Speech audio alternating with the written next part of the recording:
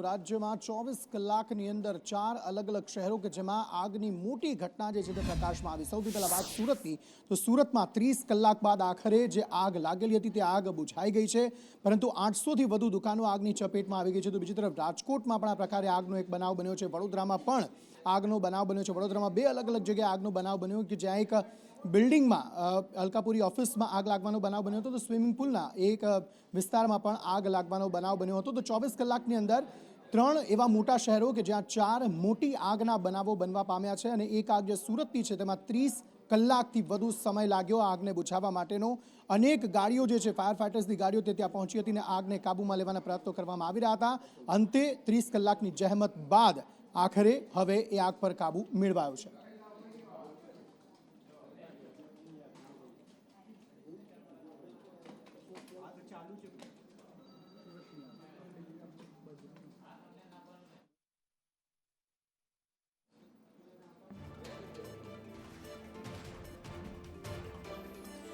તો આખરે સુરતમાં શિવશક્તિ માર્કેટમાં જે લાગેલી આગની સ્થિતિ હવે કેવી છે? આગ બુઝાઈ ગઈ છે કે નથી બુઝાઈ ગઈ? ફાયર ફાઇટર કઈ રીતે ત્યાં કામગીરી કરતા અત્યારે જોવા મળી રહ્યા છે અને સાથે સાથે ક્યાં આગ પ્રસરી હતી, હાલના સમયે કયા પ્રકારની કાર્યવાહી થઈ રહી છે?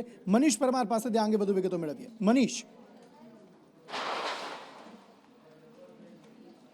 जी बिल्कुल अंकित, गई काले लागेली आग है ते हजी पण यथावत है। जोई शकाय छे के शिवशक्ति मार्केट में आ आगना धुमाड़ा हजी पण जो देखाई शकाय छे। अमदावाद अने वडोदरानी टीमने बोलाववामां आवी छे कारण के आग छे ते सतत बेकाबू बनी रही है। चौथा अने पांचमा मार्ग पर आ आग छे ते विकराल स्वरूप धारण करी रही है। अंदर अंदर जे माल छे ते बळीने खाक थई गयो छे। साथे ज वात करीए तो जे पिल्लरनो भाग छे ते पण अत्यारे तूटवानो शरू थई गयो छे, એટલે फायर विभागने महा मुश्केलीओ आवी रही छे। त्यारे અહીંના લાઇટ એન્ડ ફાયરના જે ચેરમેન છે તેમની સાથે વાત કરીશું। ભાઈ, કેટલી મુશ્કેલીઓ પડી રહી છે હજી પણ?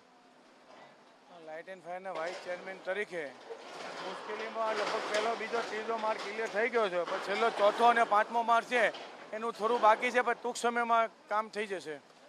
જોઈ શકાય છે કે અત્યારે પણ આગને ગોટે ગોટા દેખાઈ રહ્યા છે। અત્યારે 35 થી 36 કલાકનો સમય થઈ ગયો છે, પરંતુ આ આગ પર કાબુ હજી પણ મેળવી નથી શક્યા। ત્યારે ફાયર છે તે યુદ્ધના ધોરણે સતત કામગીરી કરી રહ્યું છે। અત્યારે જે કહેવાય કે જે નર્તરૂપ જે બધા શેડો છે તે તોડી પાડવાની જે પ્રક્રિયા છે તે જેસીબી દ્વારા હાથ ધરવામાં આવી છે। બીજી બાજુ વાત કરીએ તો અધિકારીઓ છે તે ઉપર પહોંચી નથી શકતા, તેને લઈને તકલીફ છે।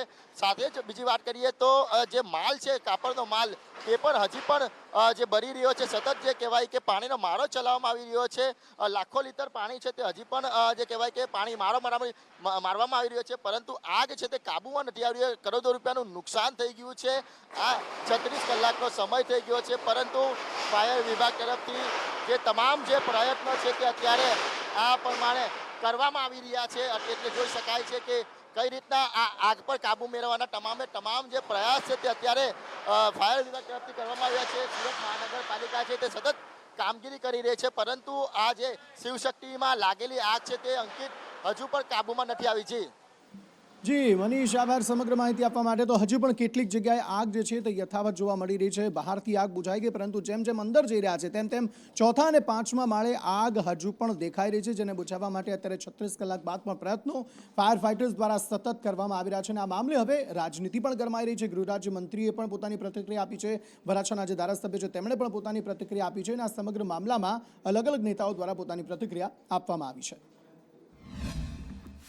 જે બિલ્ડિંગની બનાવટ છે અને એની જે દુકાનોના સ્ટ્રક્ચર છે એના લીધે અમુક વાર આગો બુઝાઈ જાય અને ફરીથી પકડાવવાના પ્રયત્ન ચાલે છે અને ઇન્ફ્લેમેબલ મટીરિયલ અંદર સ્ટોર્ડ છે, એટલે એ કંટ્રોલ કરવામાં થોડું અત્યારે ટાઈમ લાગી રહ્યો છે।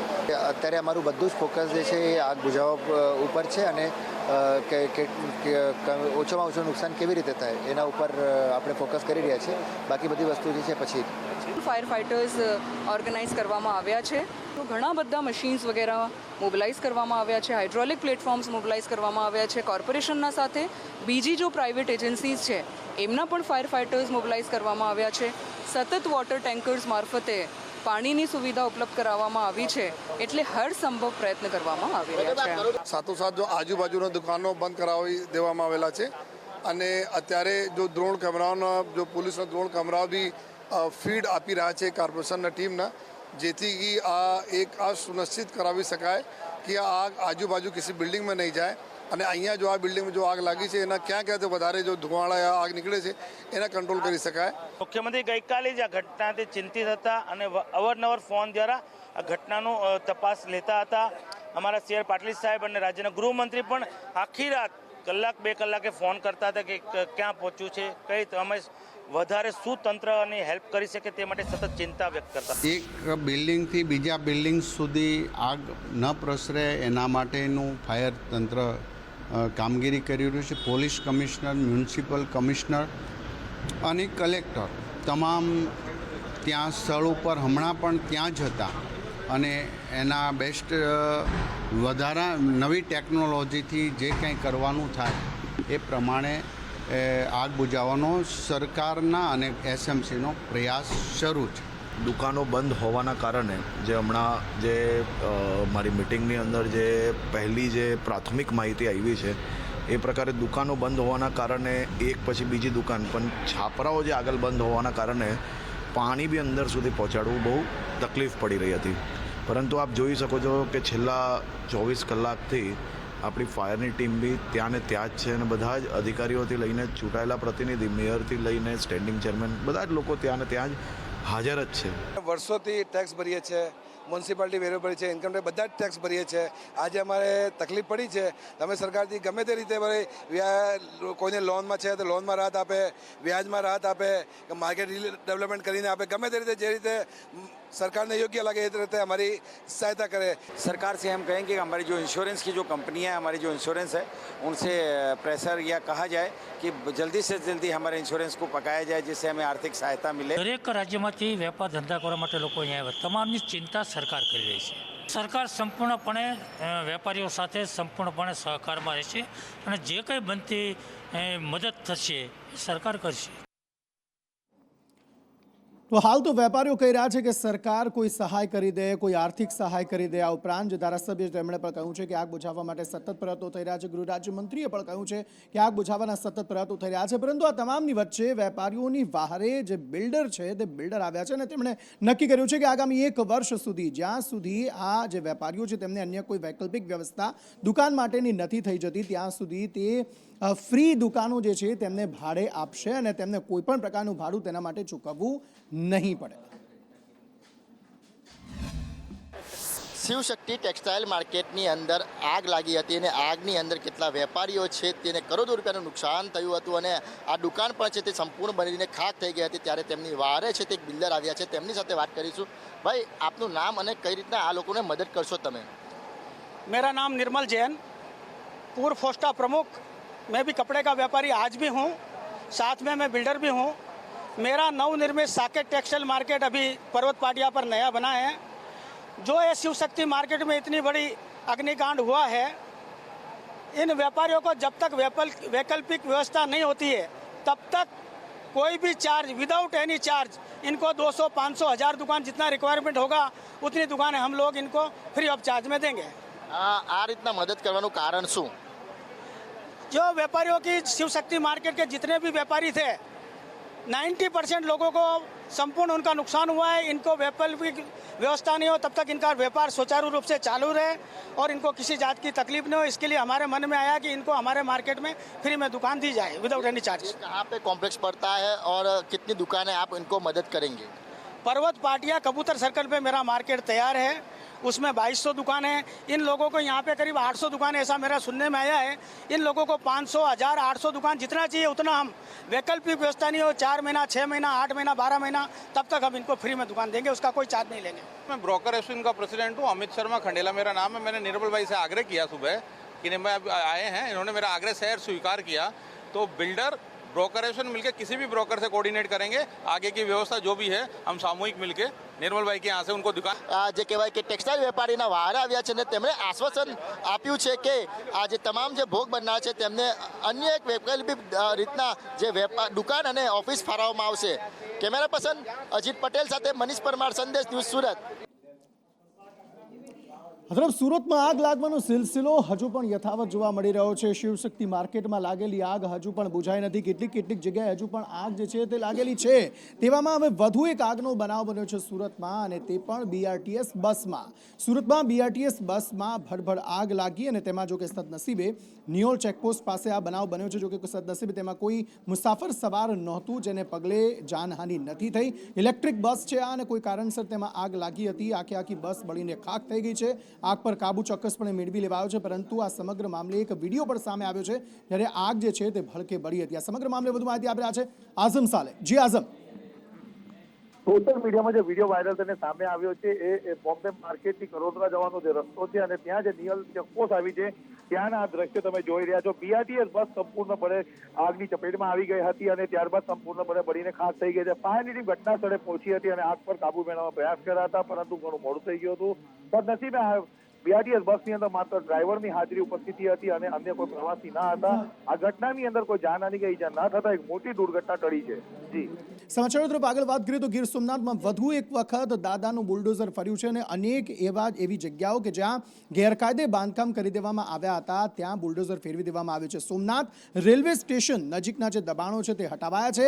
કુલ 4000 ચોરસ મીટર જમીન જે છે તે ખુલ્લી કરવા માટે કાર્યવાહી કરવામાં આવી. પોલીસ બંદોબસ્ત સાથે ટીમ અહીં પહોંચી હતી. ચુસ્ત પોલીસ બંદોબસ્ત સાથે તંત્ર અહીં કાર્યવાહી કરી છે, અને 4000 ચોરસ મીટરની જગ્યા અંદાજે 22 વીઘા સરકારી જમીનમાં જે દબાણો થઈ ગયા હતા તેને દૂર કરવાની કાર્યવાહી હાથ ધરવામાં આવી છે.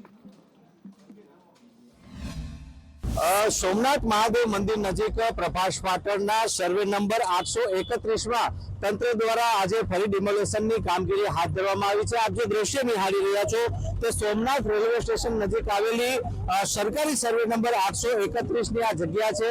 અંદાજે 22 વીઘા જેવડી આ સરકારી સર્વે નંબરની આ જગ્યા છે, જેમાં મોટા પાયે દબાણો થયેલા હતા. હાલ જે સૂત્રોમાંથી માહિતી મળી રહી છે તે મુજબ આ રેલવે સ્ટેશનની બાજુમાં જ જે બસ સ્ટેશનના નિર્માણની કામગીરી થનાર હોય, અને જેના લઈને તંત્ર દ્વારા ડિમોલેશન હાથ ધરવામાં આવ્યું છે. જે તંત્રના જણાવ્યા મુજબ અંદાજે 4000 ચોરસ મીટર જેટલી જગ્યા છે તે ખુલ્લી કરવાની કાર્યવાહી આજ વહેલી સવારથી જ હાથ ધરવામાં આવી છે.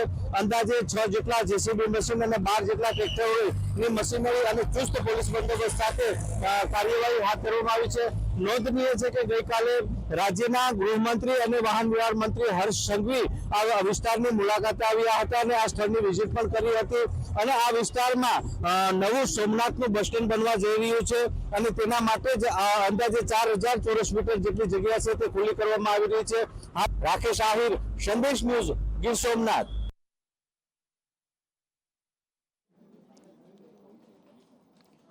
તરફ રાજ્યમાં વધુ એક વખત IT વિભાગે દરોડા પાડ્યા છે, અને આ વખતે કોપર ઇન્ડસ્ટ્રીઝમાં IT વિભાગ દ્વારા દરોડા પાડવામાં આવ્યા. નડિયાદ ખાતે તેની ફેક્ટરી આવેલી છે. આ ઉપરાંત જે ઓનર છે તેમના ઘર પર પણ દરોડાની કાર્યવાહી જે છે તે કરવામાં આવી છે. તુંડેલ રોડ પર આવેલ ફેક્ટરીમાં સઘન ચેકિંગ કરવામાં આવ્યું છે.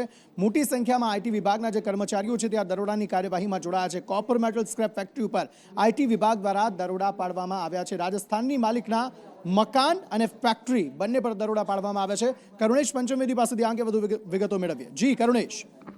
અંકિત, તો જે રીતે ઇન્કમટેક્સ વિભાગ દ્વારા અલગ અલગ જગ્યાઓ પર દરોડા પાડવામાં આવ્યા છે, જે અંતર્ગત નડિયાદ ખાતે પણ દરોડા પાડવામાં આવ્યા છે. જેમાં જે માહિતી મળી રહી છે તે પ્રમાણે એક રાજસ્થાની માલિક છે, જેની કોપર ઇન્ડસ્ટ્રીઝ આવેલી છે. આ ઇન્ડસ્ટ્રીઝ પર દરોડા પાડવામાં આવ્યા છે. આ ઇન્ડસ્ટ્રીઝ નડિયાદથી ટુંડેલ રોડ પર આવી છે, અને આ ફેક્ટરી પર દરોડા પાડીને ઇન્કમટેક્સ વિભાગ દ્વારા સઘન ચેકિંગ હાલ હાથ ધરવામાં આવી રહ્યું છે. આ ઉપરાંત આજે રાજસ્થાની માલિક છે તેમની મેટલ સ્ક્રેપ ફેક્ટરી, અને આ ઉપરાંત તેમના નિવાસસ્થાન એટલે કે તેમના ઘરે નડિયાદ પીપલગ રોડ પર આવેલું વસંત વિહારમાં તેમના રહેણાંક મકાનમાં પણ ઇન્કમટેક્સ ડિપાર્ટમેન્ટ દ્વારા સર્ચ ઓપરેશન હાથ ધરવામાં આવી રહ્યું છે. સવારથી લઈને હજુ અત્યાર સુધી પણ હાલ કાર્યવાહી ચાલુ છે.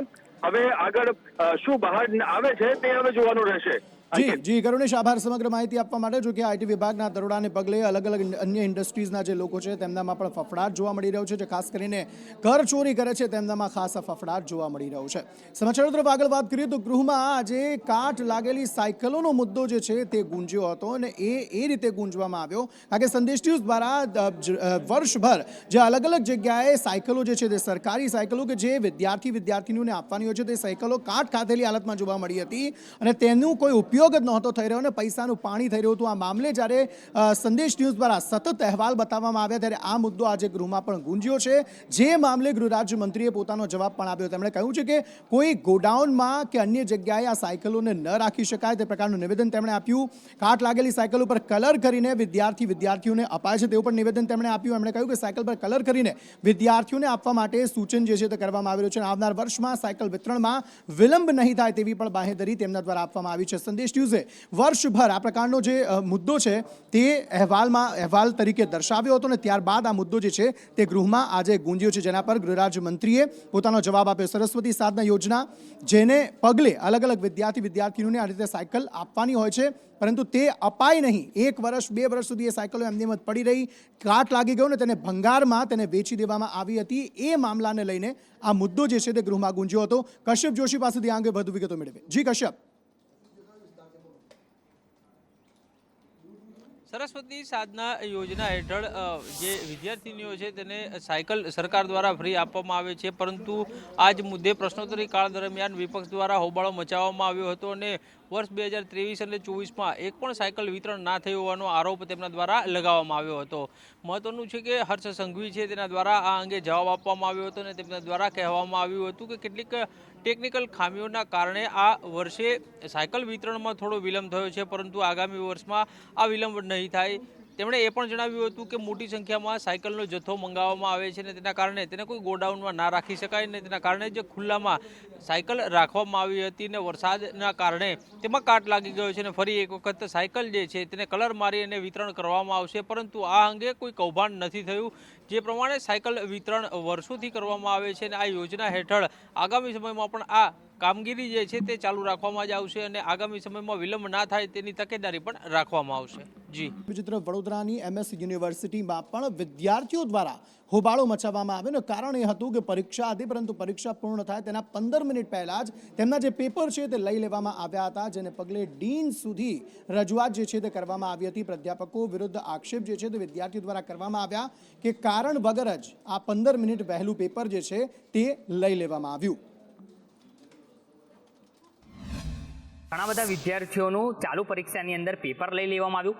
પેપર લઈ લીધું પણ તેની સામે યોગ્ય રીઝન વિદ્યાર્થીઓને સાંભળ્યા વગર ડાયરેક્ટ પેપર લઈ લેવામાં આવ્યું. સાથે સાથે વિદ્યાર્થીઓને જાતિ વિષયક શબ્દોનો ઉપયોગ કરીને ચાલુ પરીક્ષાની અંદર વિદ્યાર્થીઓનું અપમાન કરવામાં આવ્યું અને એક વિદ્યાર્થીને કંઈક ખાલી ટાઈમ પૂછ્યો જેની અંદર ટીચર દ્વારા એનું પેપર લઈ લેવામાં આવ્યું. વિદ્યાર્થીઓની પૂરી વાત પણ સાંભળવામાં ના આવી, જેના કારણે વિદ્યાર્થીઓનું 1 વર્ષ બગડશે તેવી પરિસ્થિતિ ઊભી થઈ ગઈ છે.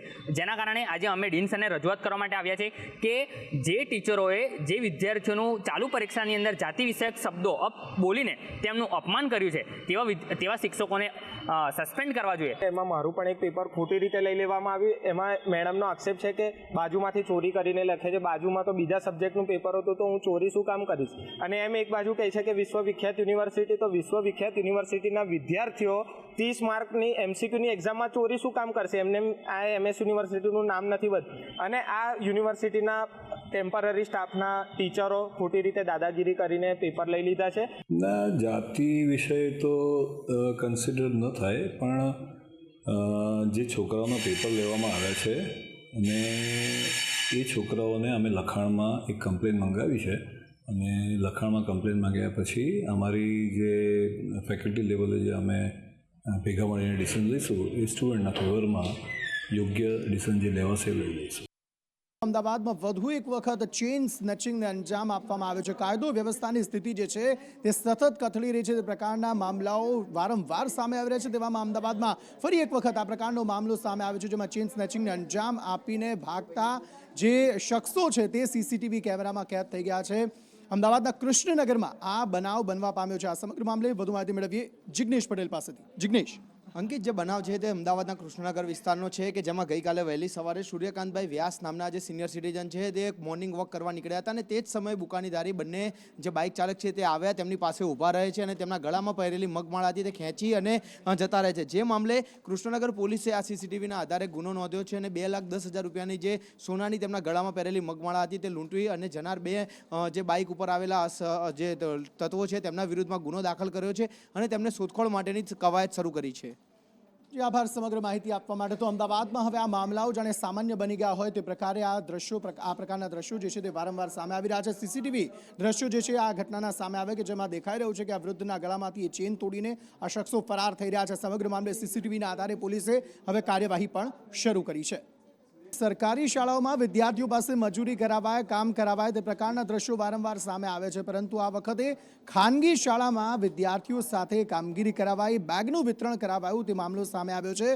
ક્યાંથી આ મામલો સામે આવ્યો છે, શું કોઈ કાર્યવાહી આ મામલામાં થઈ છે કે નથી થઈ, કૃષ્ણા પાસેથી વધુ વિગતો મેળવીએ. કૃષ્ણા. જી બિલકુલ અંકિત, મહીસાગરની ખાનગી શાળાની આ ઘટના છે કે જ્યાં ખાનગી શાળાએ પોતાના પ્રચાર પ્રસાર માટે પોતાના વિદ્યાર્થીઓનો ઉપયોગ કર્યો. બોર્ડ પરીક્ષા સેન્ટર બહાર આ વિદ્યાર્થીઓને ઊભા રાખવામાં આવ્યા અને પોતાની બેગનું વિતરણ કરાવવામાં આવ્યું. વાલીઓને આ ખબર પડી અને વાલીઓએ આ મામલે રોષ વ્યક્ત કર્યો છે.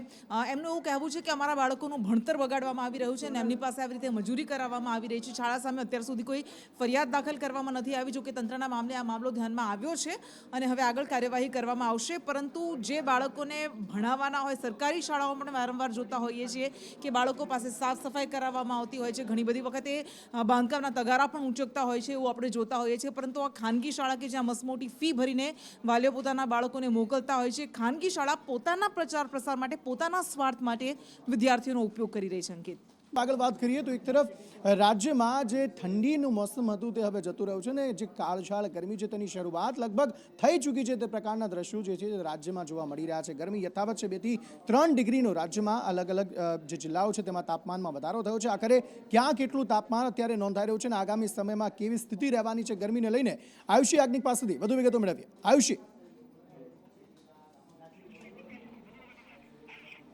બિલકુલ અંકિત, હજુ તો ગરમીની એટલે કે ઉનાળાની શરૂઆત થવાની છે. તે પૂર્વે જ તાપમાનનો પારો છે કે જે ઉચકાવાની શરૂઆત થઈ ગઈ છે. મોટાભાગના જિલ્લાઓમાં ગરમીની શરૂઆત થાય ત્યારે જ તાપમાનનો પારો 38 ડિગ્રીને પાર પહોંચી ગયો છે. સૌથી વધુ તાપમાન જે નોંધાયું છે રાજકોટમાં સૌથી વધુ 38.8 ડિગ્રી તાપમાન નોંધાયું છે.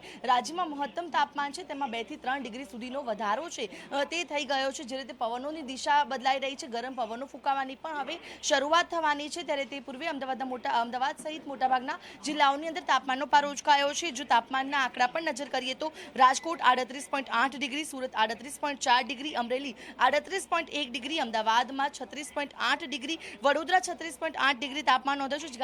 ગાંધીનગરમાં પણ તાપમાનનો પારો 36 ડિગ્રીને પાર પહોંચ્યો છે અને આવનારા દિવસોમાં હજુ પણ તાપમાન વધુ પણ વધી શકે તેવી પણ આગાહી હવામાન વિભાગ દ્વારા વ્યક્ત કરવામાં આવી છે. એટલે કે ગરમીની શરૂઆતમાં જ લોકોએ હવે આ ગરમીથી શેકાવા તૈયાર રહેવું પડશે. જી આયુષી, આભાર સમગ્ર માહિતી આપવા માટે. સમાચાર તરફ આગળ વાત કરીએ તો ગીર સોમનાથના કલેક્ટર દ્વારા હવે માહિતી આપવામાં આવી છે કે સંગમ જે આવેલું છે ત્યાં ગીર સોમનાથમાં ત્યાં હવે નિત્ય ગંગા આરતીની જેમ જ નિત્ય આરતી કરવામાં આવશે અને સાથે બોટિંગની સુવિધા જે છે તે પણ પર્યટકો માટે ઉમેરવામાં આવી છે. એમ બનારસમાં ગંગા આરતીનું મહત્વ છે એટલું જ મહત્વ આ ત્રિવેણી આરતીનું થાય એવા અમારા પ્રયત્નો રહેશે. અમારી એવી ઈચ્છા છે કે જેમ ગંગાજીની આરતી હોય છે અને લોકો બોટમાં બેસીને સામેથી પણ જેને દર્શન કરવા એ કરી શકે છે, તો આપણે એ દિશામાં આપણે આગળ વધીએ છીએ. એનો ઇજારદાર છે એને અમે ઓલરેડી બોલાવી લીધા છે. લાયસન્સ બાબતની જે કાંઈ પણ નવી જોગવાઈઓ પ્રમાણે એને તાત્કાલિક ધોરણથી અમે લાયસન્સ પણ આપી દઈશું અને બહુ ટૂંકા ગાળામાં આ જે બોટ દ્વારા જે અંદર લોકો જઈ શકે, ભાવિકો જઈ શકે અને ત્યાંથી પણ આ આરતીનો લાભ લઈ શકે તેવું આયોજન અમે કરવાના છીએ. ये माता हिरण, सरस्वती और कपिला के त्रिवेणी संगम पे ये अद्भुत है हमारे लिए और बहुत ही अच्छा. और जैसा मैं सोच रहा हूँ, मेरे ख्याल से हमारे सारे मित्र जो हैं गदगद है, अभिभूत है यहाँ के.